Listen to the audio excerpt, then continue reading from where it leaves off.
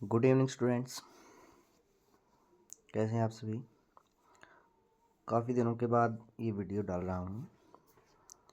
आज हमारे पास 10th class का इंग्लिश का क्वेश्चन पेपर है जो आज ही यानी 3 फरवरी को हुआ है। काफ़ी बच्चों की क्वेरीज थी कि सर इसका क्या कुछ सॉल्यूशन रहेगा, करवा दीजिए। तो चलिए आज हम सॉल्यूशन इस क्वेश्चन पेपर का करते हैं।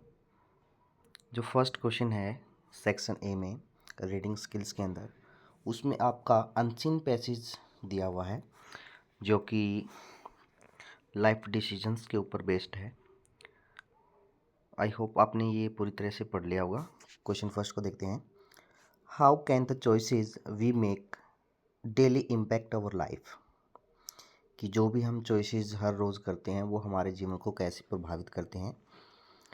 ऑप्शन ए है they can safeguard our wellbeing, they can lead to harmful outcomes. तो आप यदि क्वेश्चन पैराग्राफ के फर्स्ट में देखेंगे, can either safeguard our wellbeing और lead to potentially harmful outcomes, तो ये दोनों ही ऑप्शन करेक्ट हो जाएंगे, यानी ऑप्शन नंबर सी, ए और बी दोनों ही करेक्ट हैं। क्वेश्चन नंबर 2 देखिए, a life lacking discipline is characterised by, ये भी आपको पैरा नंबर फर्स्ट में ही मिलेगा। देखिए, a life lacking discipline is characterised by carelessness, तो ऑप्शन नंबर डी केयरलेसनेस हमारा हो जाएगा। How does the writer define stress, writer के अनुसार जो स्ट्रेस है वो क्या है। It indicates satisfaction with the one's work, it shows a person's ability to cope with life, तो दोनों ही उसके अंदर उन्होंने बताया है। Which word in the last paragraph means same as surrendering, surrendering means किसी को सरेंडर कर देना, घुटने टेक देना। तो लास्ट पैराग्राफ के अंदर केवल एक ही वर्ड है सुकुम्बलिंग, जिसका मतलब होता है घुटने टेक देना यानी सरेंडर कर देना। The author aims to dash the readers through this write up, review question, offer a to, offer advice to, तो ऑप्शन नंबर डी हो जाएगा ऑफर एडवाइस टू। 6 क्वेश्चन देख लेते हैं। How can we take control over life, तो ये para number first में ये आपको मिलेगा। ठीक है, ये देखिए, we must decide to take control over life exercising self control, यानी इसका आंसर हो जाएगा exercising self control, practising self discipline and setting boundaries in our life, तो ये हमारा आंसर हो जाएगा। नेक्स्ट है what enhances our safety while driving on highways, कि जब हम हाईवे के ऊपर ड्राइव करते हैं तो क्या बात जो है वो हमारी सेफ्टी को, सुरक्षा को बढ़ाती है। तो आपको ये मिल जाएगा। देखिए, painted lines that establish margins to enhance our safety while driving, यानी जब हम हाईवे के ऊपर चलते हैं तो जो सफ़ेद कलर की जो पट्टियाँ होती हैं जो कि एक फिक्स मार्जिन के बाद लगाई जाती हैं, तो वो हमारी सेफ्टी को क्या करती हैं, बढ़ा देती हैं, तो ये हमारा आंसर हो जाएगा। Question number 8, with which disease was the writer suffering from, कि जो राइटर है वो किस डिजीज़ से सफ़र कर रहा था, पीड़ित था। तो इसके आंसर में हम देखेंगे कि स्ट्रेस जो है ये रहा, कि इट वॉज जस्ट स्ट्रेस, उसने एक डॉक्टर से कंसल्ट किया था और डॉक्टर ने उसको बताया था कि भाई ये क्या है, स्ट्रेस है, तो इसका आंसर हो जाएगा स्ट्रेस। क्वेश्चन नंबर 9 देख लेते हैं। What did the writer realise about his life eventually, और आखिर में राइटर को अपनी लाइफ के बारे में क्या बात रियलाइज हुई, किस बात का उसको आभास हुआ। तो आभास हुआ कि he was leading an unsustainable life and needed to adjust his perspective and lifestyle, ये इसका आंसर हो जाएगा। Last question, what is the message conveyed in the last paragraph of the passage, जो लास्ट का जो paragraph है उसके अंदर आपको क्या मैसेज दिया गया है। तो इसके अंदर एक ही मैसेज दिया गया है, be the best version of your self. ठीक है, जिसका मैसेज हो ही जाएगा, चाहे आप लास्ट के पैराग्राफ में देखें चाहे आप पूरे पैराग्राफ में देखें। क्वेश्चन नंबर 2, ये भी अनसीन पैसेज है, इसके अंदर भी 10 क्वेश्चन पूछे गए हैं और ये सेट सी का जो क्वेश्चन पेपर है उसको मैं सोल्व करवा रहा हूँ। ये बाडला सोलर जो प्लांट है जो कि राजस्थान के अंदर लगाया गया था और ये लगभग 56 स्क्वायर किलोमीटर्स के एरिए में लगाया गया है और जो कि 2245 मेगावाट जो इलेक्ट्रिसिटी है वो सोलर पैनल के थ्रू प्रोड्यूस करता है। तो फर्स्ट क्वेश्चन देख लेते हैं। Where was Bhadla solar park located? अभी अभी आपको बताया राजस्थान के अंदर है, तो ऑप्शन नंबर बी करेक्ट हो जाएगा, राजस्थान। क्वेश्चन नंबर 2 देख लेते हैं। How much area does the Bhadla solar park cover? कि जो बाढ़ला सोलर पार्क है वो कितना एरिया कवर करता है, यानी कितने किलोमीटर्स के अंदर इसको लगाया गया है, यानी ये आपको दिखेगा अभी भी, ये रहा जी 56 स्क्वायर किलोमीटर्स। तो बी आंसर हो जाएगा करेक्ट हमारा। What is the total installed capacity of the Bhadla solar park? ये अभी अभी यहाँ हमने पढ़ा था 2245 megawatt. Option number D correct हो जाएगा। What is one of the key benefits of the Bhadla solar park? Bhadla solar park जो बनाया गया है उसकी आपने एक बेनिफिशियल की बतानी है। फर्स्ट ऑप्शन है इट क्रिएट्स जॉब। बिल्कुल करेक्ट है कि वहाँ के जो लोग थे उनके लिए उसने एक जॉब अपॉर्चुनिटी प्रोवाइड की थी। इट इंक्रीजेज वाटर यूसेज, नहीं, इसने डिक्रीज किया था। इट पोल्यूट्स द एनवायरनमेंट, नहीं, इसने इन्वायरमेंट को पोल्यूट होने से बचाया था। It consumes large amount of fossils fuel, नहीं जी, इसने फॉसिल फ्यूल्स की जो कंजप्शन थी उसके कम कर दिया था। तो option number A it creates job, ये हमारा करेक्ट आंसर हो जाएगा। फिफ्थ क्वेश्चन देख लेते हैं। What is the global impact of Bhadla solar park? यानी ग्लोबल इम्पैक्ट क्या है बाढ़ला सोलर पार्क की वजह से? It decreases solar energy use, इसने सोलर एनर्जी के यूज़ को डिक्रीज कर दिया, नहीं जी, इसने बढ़ाया था। It contributes to lower greenhouse gas emissions, हाँ जी, ये जो ग्रीन हाउस इफेक्ट को जो गैसें बढ़ाती हैं जैसे कार्बन है, कार्बन डाइऑक्साइड है, क्लोरोफ्लोरोकार्बन है, इन गैसों का जो इमिशंस है उसको कम कर दिया था। It use more fossil fuels, नहीं, इसने लो किया था। It does not affect global energy production, global energy production को इसने प्रभावित नहीं किया था। तो option number B it contributes to lowering greenhouse gas emissions हमारा करेक्ट हो जाएगा। सिक्स क्वेश्चन देख लेते हैं। Why is Rajasthan an ideal location for the Bhadla solar park? कि जो बाढ़ला सोलर पार्क है वो राजस्थान के अंदर ही लगाया गया क्योंकि राजस्थान एक आइडियल लोकेशन थी इस चीज़ के लिए। तो ऐसा क्यों था? Because of the abundant sunlight, क्योंकि राजस्थान के अंदर जो पर्याप्त सनलाइट होती हैं वो वहाँ पे होती हैं। How many solar panels are there in the Bhadla solar park? तो बाढ़ला सोलर पार्क के अंदर कितने पैनल्स लगाए गए हैं ये आप देखेंगे।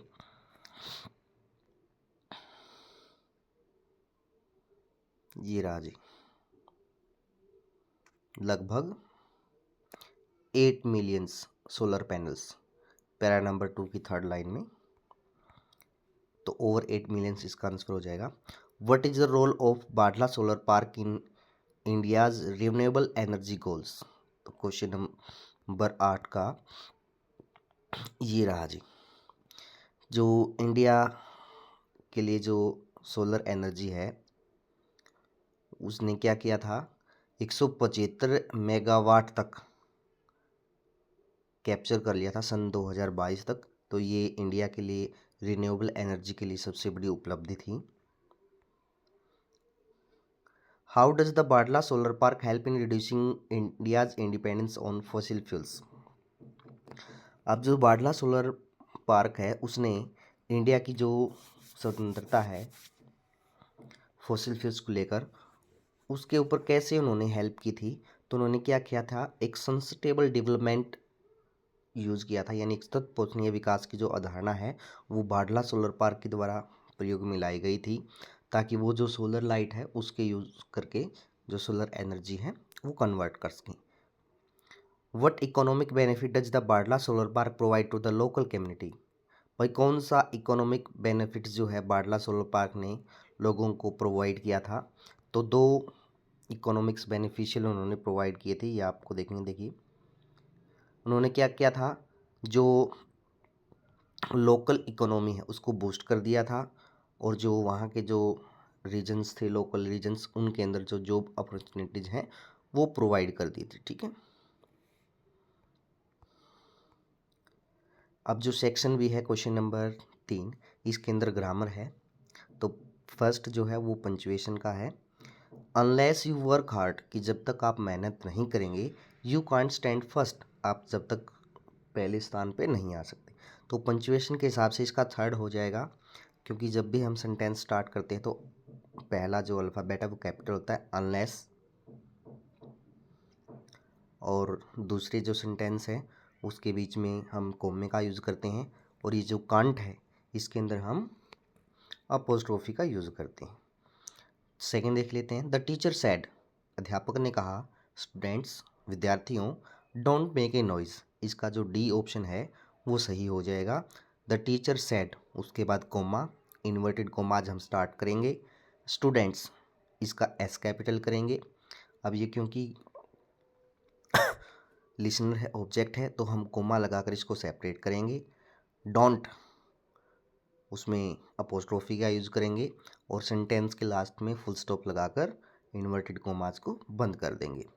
बी में मॉडल्स आपने फिल करने थे। वी टुक ए टैक्सी, हमने टैक्सी ली। लेस्ट, कहीं ऐसा न हो we dash miss the train, हम ट्रेन को मिस कर दें, तो इसके अंदर लेस्ट के साथ एडवाइस और जो वार्निंग है वो देने के लिए शुड का प्रयोग किया जाता है। Dash she have good health, exclamation mark, तो यदि किसी भी सेंटेंस के स्टार्टिंग में ब्लैंक होता है, लास्ट में एक्सक्लेमेशन मार्क होता है, उसके अंदर प्रे वगैरह की जाती है, तो हम मे मॉडल का यूज़ करते हैं। सी के अंदर नॉन फाइनाइट थी। This question is difficult dash solve, तो आपको पता है बिल्कुल इजी बीजी है क्वेश्चन है। This question is difficult to solve, यानी फुल इन्फिनेटिव का हम यूज़ करेंगे option number B. You had better dash stop smoking, तो जो हैड बेटर है, वुड हैव बेटर है, इनके साथ हम बेयर इन्फिनेटिव यानी V1 का यूज़ करते हैं। ऑप्शन नंबर ए स्टॉप हमारा करेक्ट हो जाएगा। डी के अंदर हमने क्या करना था, टेंसेज फिल करने थे। I dash wait for you outside 4-5 minutes, तो सिंस 4 में से एक है, साथ में टाइम है, तो प्रेजेंट परफेक्ट कंटिन्यूस टेंस का आप यूज़ करेंगे, यानी हैज़ हैव में से एक, साथ में बीन, और वो आपकी फर्स्ट फॉर्म के साथ ING। Option number C, have been waiting. Next देख लेते हैं। I dash study for my exams these days, तो आपको लिखवाया भी गया है these plus time, at this time, day by day, nowadays, still, ये सभी प्रेजेंट कंटिन्यूस टेंस के कीवर्ड हैं। तो आई के साथ एम और स्टडी के साथ ING, studying, am studying, option number D. जो ई पार्ट है उसके अंदर नरेशन आपने सोल्व करनी थी डायरेक्ट से इनडायरेक्ट में। The teacher said to Ramesh, अध्यापक ने रमेश से कहा, why didn't you complete your homework, कि तुमने अपना होमवर्क कंप्लीट क्यों नहीं किया। तो ये इंटेरोगेटिव का है, डायरेक्ट क्वेश्चन है। तो द टीचर सेड टू को हम आस्क्ड में चेंज करेंगे। द टीचर आस्क्ड रमेश, अब ये वाई से शुरू है तो वाई को हम एज इट इज़ लगाएंगे। अब उसके बाद सब्जेक्ट लगाएंगे, सब्जेक्ट इसके अंदर यू था तो ये सेकंड का था, ऑब्जेक्ट के अकॉर्डिंग चेंज करके हमने ही कर दिया। डिड नॉट कंप्लीट, ये पास्ट इंडेफिनिट था, पास्ट इंडेफिनिट को पास्ट परफेक्ट में चेंज करते हैं। Had not completed, your second case का पॉजेसिव था, तो रमेश का पॉजेसिव हम ले लेंगे, ही का possessive his homework. Option number A, the teacher asked Ramesh why he has not completed his homework. आगे देख लेते हैं। Yashika said I don't like watching horror movies, तो ये असर्टिव सेंटेंस का जो नेगेटिव है। Yashika said that she do not like का डिड नॉट लाइक हो जाएगा, क्योंकि प्रेजेंट इंडेफिनिट को हम पास्ट इंडेफिनिट में चेंज करते हैं। Didn't like watching horror movies, option number B.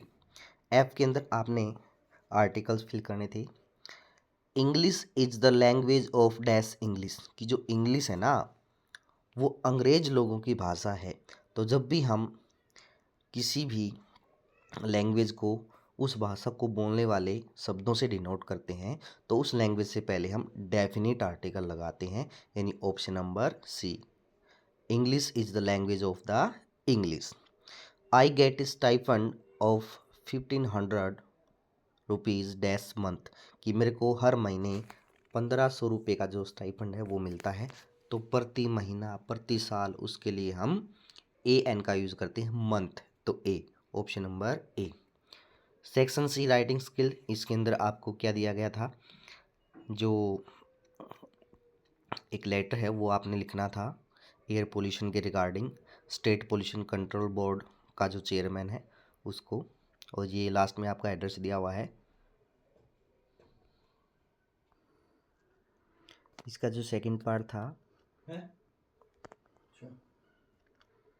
इसकी सेकंड पार्ट के अंदर आपने एक एप्लीकेशन लिखनी थी आपके प्रिंसिपल को, और आपका जो स्कूल है वो है PM Shri government senior secondary school. आपका नाम, लड़कियां जो है वो निशा लिखेंगी, लड़के अरुण लिखेंगे। आप 10th के सेक्शन बी में पढ़ रहे हैं, यानी किसके रिगार्डिंग आपने एप्लीकेशन लिखनी है, या आपकी जो माता जी हैं वो बीमार हैं और उनकी देखभाल करने के लिए आपको कुछ एक दिन की छुट्टी चाहिए। क्वेश्चन नंबर 5 के अंदर ये फर्स्ट में स्टोरी है लॉयन एंड द माउस, जिसका मोरल है डू गुड हैव गुड।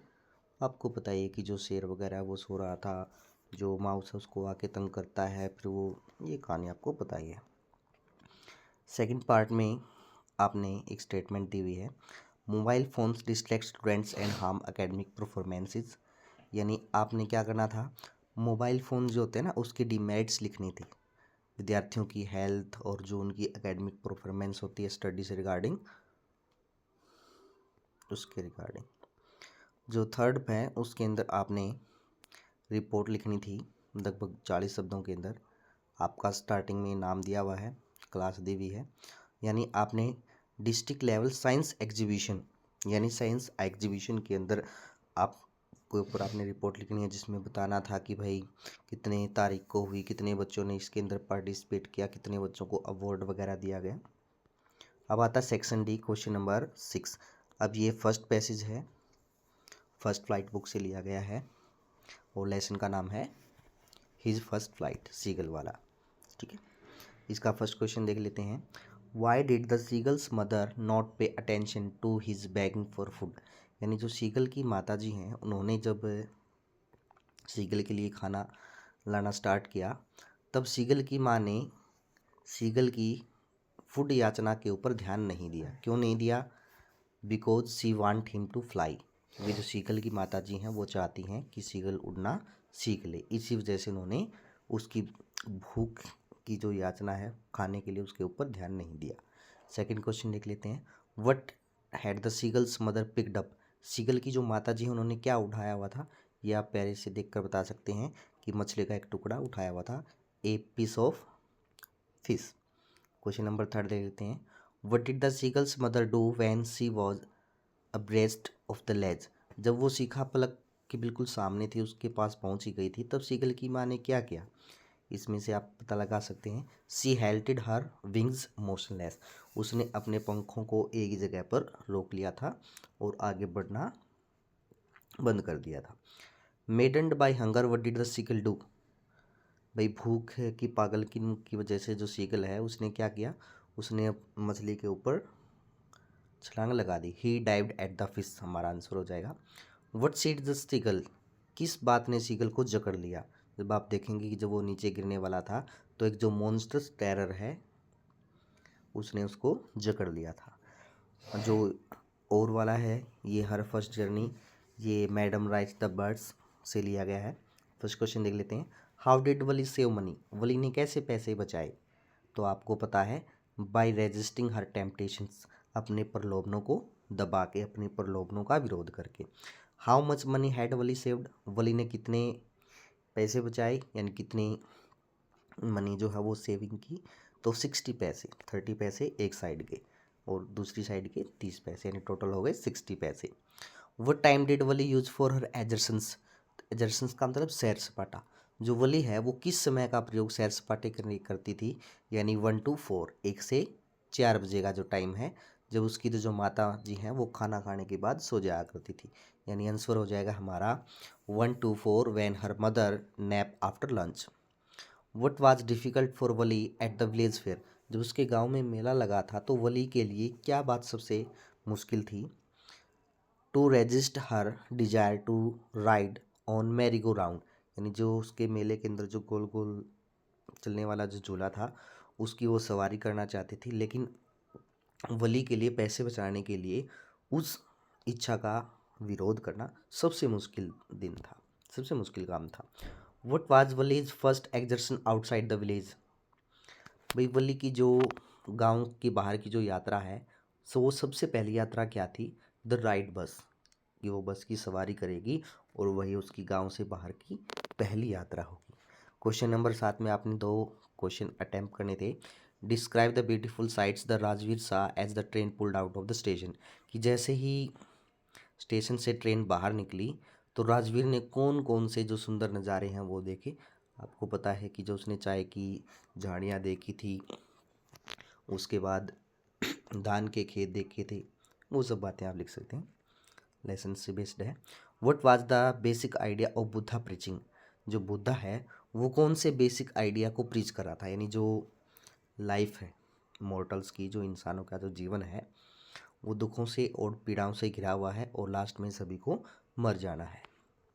तीसरे क्वेश्चन में what was the unique in the inauguration ceremony in south Africa, south Africa के उद्घाटन समारोह में क्या बात अनोखी थी, यानी वहाँ जो बड़े बड़े जर्नल्स आए थे उन्होंने मंडेला को सल्यूट किया था, अब वो उसका सम्मान करने लगे थे क्योंकि अब वो उनका प्रेसिडेंट था, यानी वहाँ पे वाइट और ब्लैक सभी लोग शामिल हुए थे, तो ये यूनिक बात थी।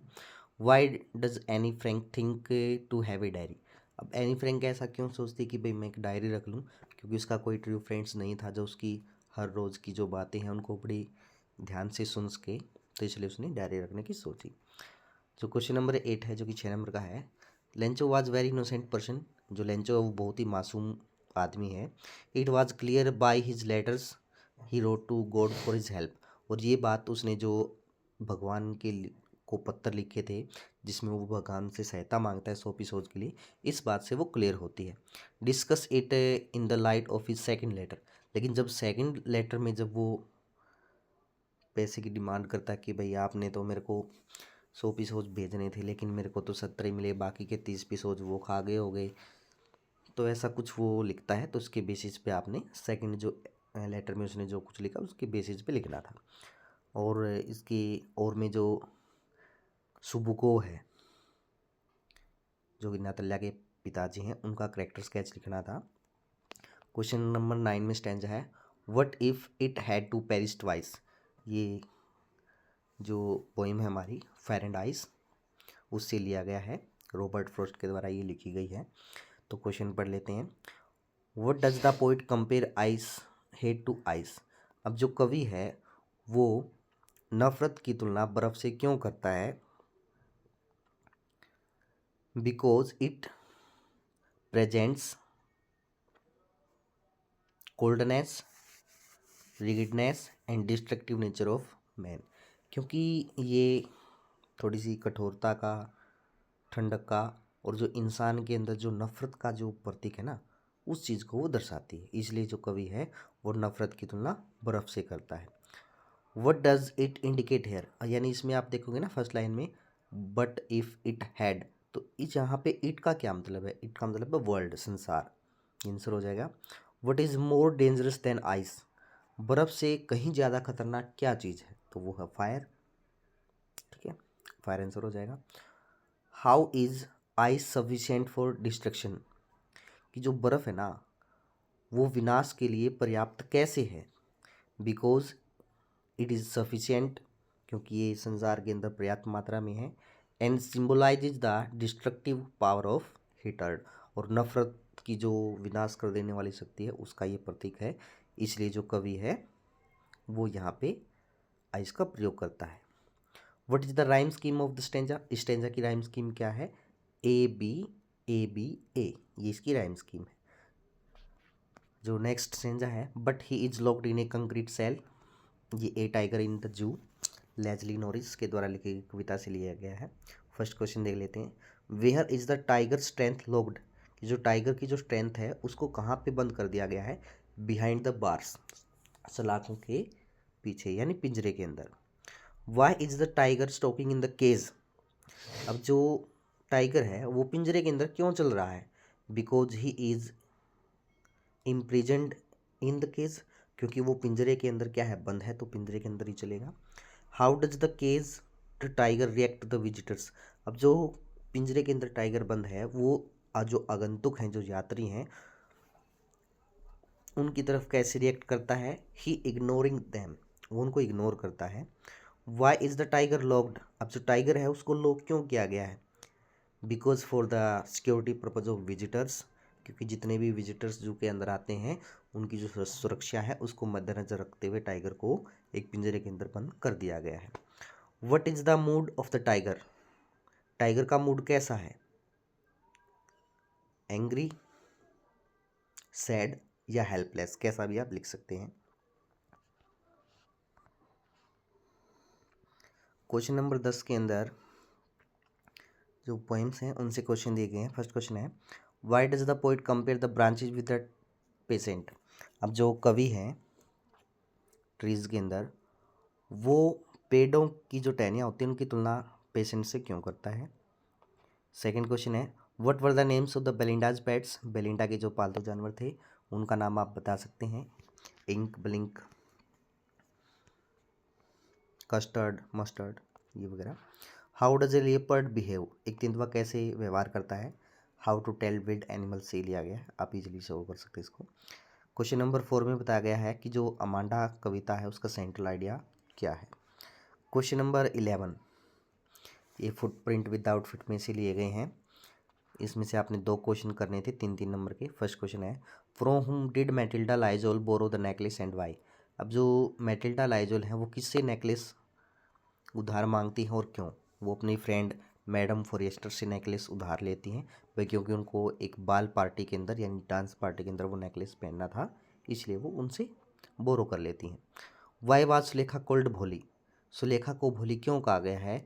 वाई वो सी सेंट स्कूल, और उसको स्कूल क्यों भेजा गया, क्योंकि जब भोली छोटी थी तो वो एक चारपाई से गिरने की वजह से थोड़ी सी हकलाने लग गई थी और सभी उसको भोली भोली कहने लग गए थे, क्योंकि वो एक बैकवर्ड चाइल्ड थी, पिछड़ी हुई बच्ची थी और उसके जो माता पिताजी हैं वो उससे पीछा छुटवाना चाहते थे, इसलिए उसको स्कूल भेज देते थे। वो डिड अनिल डू, अनिल ने क्या किया। How did he spend money, और वो पैसे कैसे खर्च करता है। जो अनिल है वो मैगजीन्स के लिए राइटिंग वगैरह का काम करता है, उससे उसकी जो इनकम्स है वो थोड़ी सी हो जाती है और वो अपने पैसों को अपने दोस्तों के ऊपर पार्टी वगैरह में खर्च कर देता है। Question number 4, how did Ebright's not winning anything at the science fair motivate him to become a bright scientist. अब जब वो काउंटी साइंस फेयर में गया था तब उसने पहली बार कोई भी इनाम नहीं जीता, तो ये बात उसको कैसे मोटिवेट करती है कि एक वो अच्छा साइंटिस्ट बने, क्योंकि ये बात उसको रियल एक्सपेरिमेंट करने के लिए एनकरेज करती है, उसका उत्साह बढ़ाती है, जिसकी वजह से वो रियल एक्सपेरिमेंट करता है और एक ब्राइट साइंटिस्ट बन जाता है। क्वेश्चन नंबर 12, इसमें 2 बिग क्वेश्चन दिए गए हैं। अब जो फर्स्ट क्वेश्चन है, अब जो टेकी है और मिसिज पंफ्रे है, जब मिस्टर हरियट उसको उनके घर से लेकर जाता है तो जो घर के जो मेंबर्स थे वो एक्साइटमेंट में भी भरे हुए थे और थोड़े से पैनिक भी थे। उस सीन का आपने जिक्र करना है। क्वेश्चन नंबर ये जो 12th का जो और वाला है, what happened when the village constable Mr Jaffers try to arrest Griffin at Iping. जब एपिंग गांव के अंदर जो मिस्टर जेफर्स हैं, जो वहाँ के हेड कांस्टेबल थे, जब वो ग्रिफिन को अरेस्ट करने के लिए आते हैं तब उनके साथ क्या होता है, तो वो आपको पता ही है।